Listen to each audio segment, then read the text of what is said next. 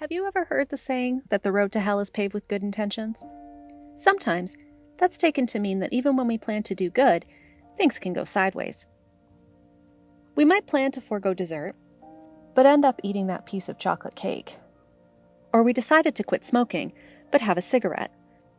Or maybe we always plan to use a condom, but end up having sex without one. These are all examples of a disconnect between our intentions and our behaviors. And it turns out that these sorts of disconnects are pretty big and pretty common. But that doesn't make them a good thing. Eating, smoking, and having unsafe sex might have felt pretty great in the moment, but if you had a plan not to do those things, you might feel guilty, angry, or frustrated with yourself. If we voluntarily set intentions and not following through on them makes us feel bad, then why do we behave in ways that don't match our plans? Well, behavior is complicated. Sometimes situations don't leave us a lot of choice. Maybe the cake was baked by our friends' adorable kids, and their feelings would be hurt if we don't try it. Sometimes the behavior is a habit, and we do it pretty automatically. We don't even realize that we lit a cigarette until it's in our mouth. Sometimes we don't have the skills to follow through. For example, we might not know how to talk with a new partner about condoms. All those factors contribute to why we don't always follow through on the plans we make for our behavior. But there's another factor, and it has to do with how salient our intentions and the reasons for them are at the moment when we actually have to act. We might have decided not to eat dessert that morning, when our jeans were hard to zip. But by dinner time, our jeans have stretched out, and the eager faces of our friends' kids are a lot more salient. We may have seen an ad for quitting smoking that made us think about the damage it does to our lungs, and we decided to cut back. But that was last Thursday, and right now things are stressful and we could really use a cigarette. That video in sex ed was pretty clear about how important it is to use condoms, and even showed how to talk about it with a partner. So we know we're not going to have sex without one.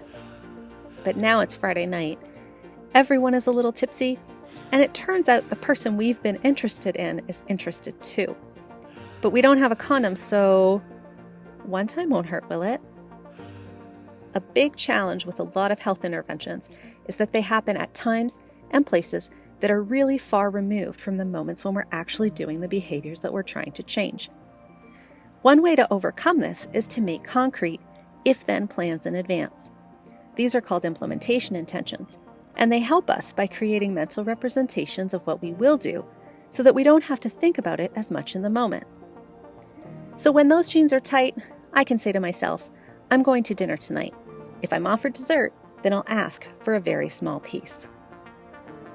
Another way to help us do what we plan is to try and bring the interventions themselves to the point of action. This might be especially helpful when our ability to think clearly is impaired.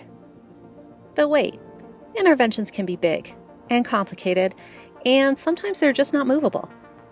We tend to get dressed before leaving the house, not in the middle of dinner at a friend's. We generally don't see anti-smoking TV ads in the middle of the workday.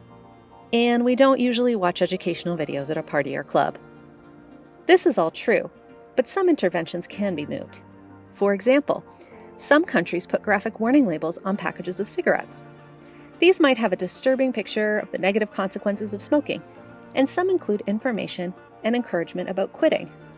That intervention is right there every time the pack comes out, and a pack-a-day smoker will be exposed to that intervention at least 20 times a day, or over 7,000 times a year.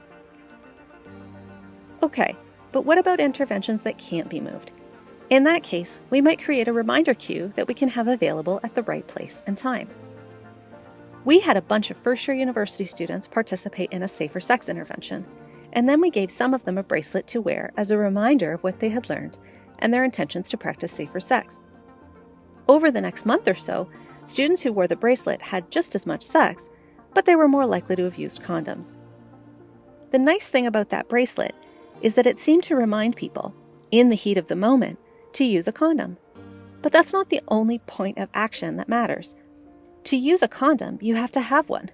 Maybe the bracelet reminded students to carry one in the first place, and that definitely increases the chance that one will get used.